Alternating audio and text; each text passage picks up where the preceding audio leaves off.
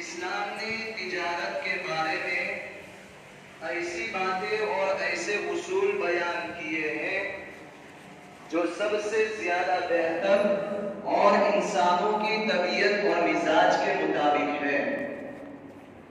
اگر تجارت اسلامی اصول کے مطابق کی جائے تو وہ دنیا میں خیر و بھلائی اور برکت کا ذریعہ بنے گی اور دین میں ترقی اور آخرت میں کامیابی کا سبب ہوگی۔ اور اگر تجارت اسلامی طریقے سے ہٹ کر اپنی طبیعت کے موافق کی جائے تو اس سے دنیا کا بھی نقصان ہوگا اور آخرت کا بھی۔ اسی بات کے پیش نظر حضرت عمر فاروق رضی اللہ تعالیٰ عنہ نے اپنی خلافت کے زمانے میں یہ اعلان کرا دیا تھا کہ جو شخص اسلام کے اصول تجارت کو نہیں جانتا ہے وہ ہماری مارکیٹ نہ آئے۔ تجارت کے بارے میں اسلام نے جو باتیں بتائی ہیں اور جو ہدایت دی ہے ان میں سے بنیادی باتیں بیان کی جاتی ہیں جن کا سمجھنا آسان ہے اور جن کو جاننا ہر تجارت کرنے والے پر ضروری ہے۔ نمبر 1، تجارت کے معاملے کو دھوکہ اور فریب سے پاک رکھا جائے۔ ایک مرتبہ رسول اللہ صلی اللہ علیہ وسلم بازار گئے۔ ایک آدمی اناج بیچ رہا تھا۔ آپ اس جگہ کھڑے ہو گئے اور اپنا ہاتھ اناج کے ڈھیر میں داخل کر دیا۔ اندر آپ کو تری محسوس ہوئی۔ اوپر سے اناج سوکھا تھا اور اندر سے بھیگا تھا۔ آپ نے اس آدمی سے کہا، اے غلہ بیچنے والے یہ کیا ہے؟ اس نے کہا، اے اللہ کے رسول بارش ہو گئی تھی اس لیے اناج بھیگ گیا تھا۔ آپ صلی اللہ علیہ وسلم نے فرمایا کہ تم نے کیوں نہیں بھیگے ہوئے اناج کو اوپر رکھ دیا تاکہ خریدنے والا اسے دیکھ لیتا۔ سنو، جو دھوکہ دے وہ ہم میں سے نہیں۔ لہذا سب سے اہم اور پہلی بات یہ ہے کہ تجارت کے معاملے کو دھوکہ اور فریب سے پاک رکھا جائے۔ نمبر 2، سامان میں کسی طرح کا عیب ہو تو خریدار کو بتلا دے۔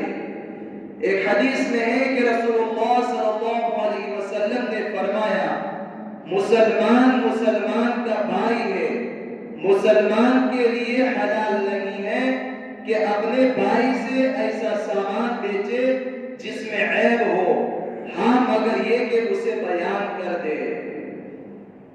ایک حدیث میں اللہ کے رسول صلی اللہ علیہ وسلم نے فرمایا، جس نے عیب والی چیز بیچ دی اور بتایا نہیں تو وہ ہمیشہ اللہ کے غضب اور فرشتوں کی لعنت میں گرفتار رہے گا۔ دھوکہ کی ایک شکل یہ ہے کہ بیچنے والے کی طرف سے سامان کے عیب کو چھپا لیا جائے۔ چنانچہ اگر سامان میں کسی طرح کا عیب ہو تو اس کو خریدار کے سامنے بیان کر دینا ضروری ہے، اس کو چھپا کر بیچنا جائز نہیں۔ اگر اس عیب کو چھپا کر بیچ دے اور خریدنے والا دھوکہ سے اس کو خرید لے اور بعد میں اس کو اس عیب کا پتہ چلے تو اسلام نے خریدار کو یہ اختیار دیا ہے کہ وہ سامان واپس کر کے معاملے کو ختم کر سکتا ہے۔ نمبر 3، تجارت میں سچ بولنا ضروری ہے۔ نبی کریم صلی اللہ علیہ وسلم نے فرمایا، سچا امانت دار تاجر انبیاء، صدیقین اور شہداء کے ساتھ ہوگا۔ حضور اقدس صلی اللہ علیہ وسلم کا یہ بھی ارشاد ہے، تجار قیامت کے دن فجار گنہگار بنا کر اٹھائے جائیں گے سوائے ان لوگوں کے جو تقوی اختیار کرے اور سچائی اختیار کرے۔ تجارت میں سچ بولنا بھی ضروری ہے۔ تاجر نے جو سامان جتنی قیمت میں خریدا ہے، اگر گاہک پوچھے کہ یہ سامان آپ نے کتنے میں خریدا ہے، اب یا تو اس کو قیمت نہ بتائے اور اگر بتائے تو صحیح قیمت زیادہ بتانا جائز نہیں ہے، یہ سراسر جھوٹ اور دھوکہ کی ایک شکل ہے۔ نمبر 4، مسلمان بھائی کے بھاؤ پر بھاؤ لگانا جائز نہیں ہے۔ کبھی ایسا ہوتا ہے کہ بیچنے والا ایک سامان کا بھاؤ لگاتا ہے اور خریدنے والا اس کی قیمت بولتا ہے، اسی دوران ایک تیسرا شخص داخل ہوتا ہے اور وہ بڑھ چڑھ کر بولی بولتا ہے۔ اس کا مقصد سامان خریدنا نہیں ہوتا بلکہ محض قیمت کو بڑھانا ہوتا ہے۔ دراصل خریدنے والا اس سے دھوکہ کھا کر زیادہ قیمت میں خریدنے پر مجبور ہو جاتا ہے۔ اسلام نے اس سے بھی روکا ہے کہ کوئی شخص جو خریدنے کا ارادہ نہیں رکھتا درمیان میں آ کر خواہ قیمت بڑھا کر نہ بولے۔ ایک حدیث میں آپ صلی اللہ علیہ وسلم نے فرمایا، جو شخص مسلمانوں کے بھاؤ میں کسی ایسی چیز کو اختیار کرے جس سے دام بڑھ جائے تو اللہ تعالیٰ پر یہ حق ہے کہ اسے قیامت کے دن جہنم کی بڑی سزا دے۔ نمبر 5، تجارت ایسی چیزوں کی نہ ہو جو گناہوں کے کام میں مددگار ہو۔ سورہ مائدہ میں اللہ تعالیٰ کا ارشاد ہے، نیکی اور تقوی کے کاموں میں ایک دوسرے کے ساتھ تعاون کرو اور گناہ اور ظلم میں تعاون نہ کرو اور اللہ سے ڈرتے رہو، بے شک اللہ کا عذاب بڑا سخت ہے۔ لہذا اسلام نے جن چیزوں کو ناجائز اور حرام کہا ہے ان کو ناقابل استعمال قرار دیا ہے، اور خرید و فروخت کے ذریعے ان چیزوں کی عزت ہوتی ہو تو ایسی تمام چیزوں کی تجارت اور خرید و فروخت اسلام میں جائز نہیں ہے۔ چنانچہ سور اور مردار کی خرید و فروخت سے منع کیا ہے اور شراب بیچنے کی اجازت نہیں دی گئی ہے۔ جانداروں کی تصویروں کو بیچنا بھی جائز نہیں ہے، کیونکہ ان چیزوں کی خرید و فروخت سے ان کی عظمت ٹپکتی ہے اور وہ گناہوں کے پھیلنے کا ذریعہ ہے۔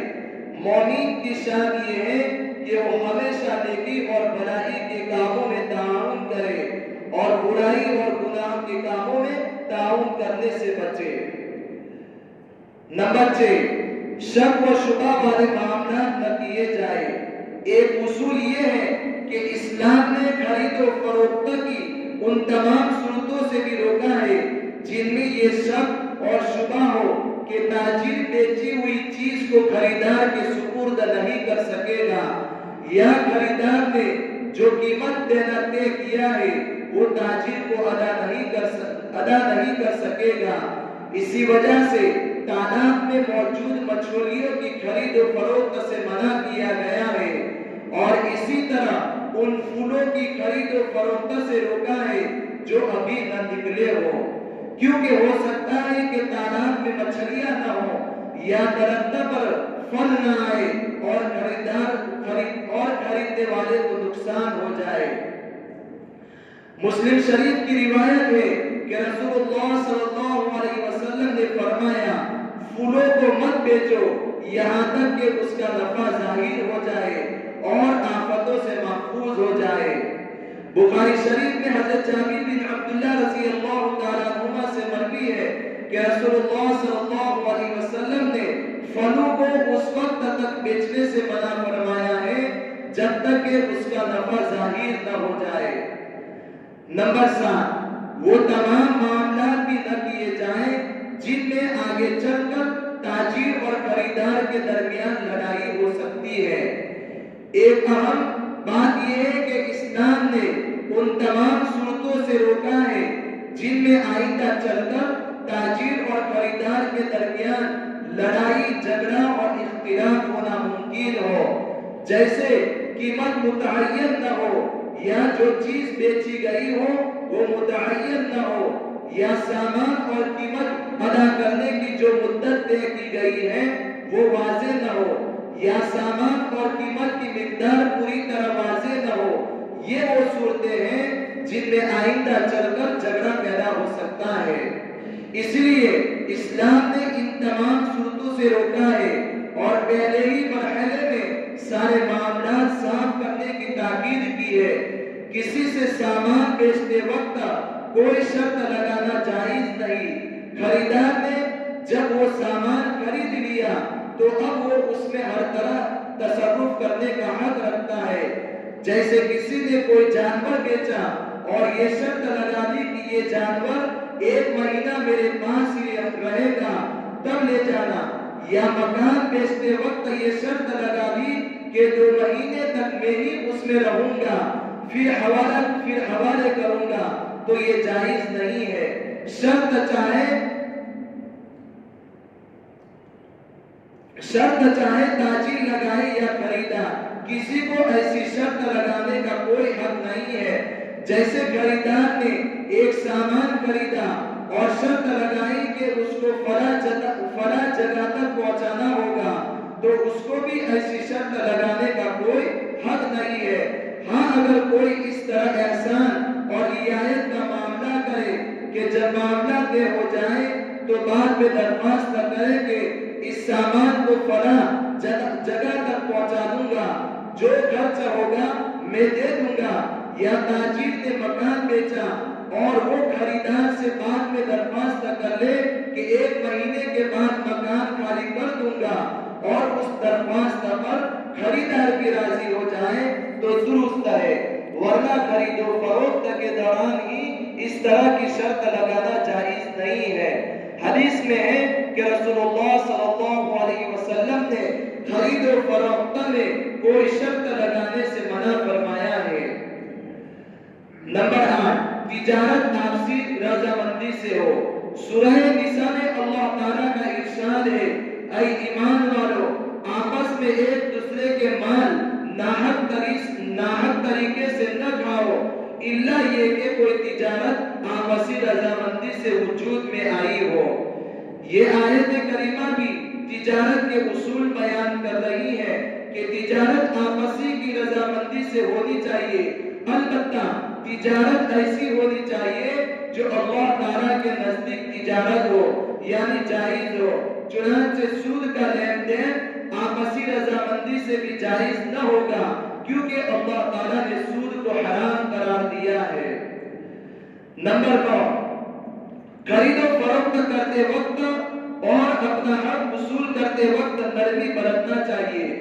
صحیح بخاری میں حضرت جابر رضی اللہ تعالیٰ عنہ سے مروی ہے کہ نبی کریم صلی اللہ علیہ وسلم نے ارشاد فرمایا، اللہ تعالیٰ رحم فرمائے اس شخص پر جو بیچتے وقت بھی اور خریدتے وقت بھی اپنا حق وصول کرتے وقت بھی نرم ہو۔ یعنی اللہ تعالیٰ کو یہ بات پسند نہیں ہے کہ آدمی پیسے پر جان دے کر کوئی خریدار خریداری کرنے کے لیے آیا، آپ نے اس کی قیمت بتائی اور وہ اس قیمت کو ادا کرنے کا اہل نہیں ہے، تو آپ اس کے ساتھ کچھ نرمی کر دے، یعنی اپنا نقصان نہ کرے لیکن اپنے منافع میں سے کچھ کم کر دے۔ اللہ تبارک و تعالیٰ ان کہی ہوئی باتوں پر عمل کرنے کی توفیق نصیب فرمائے۔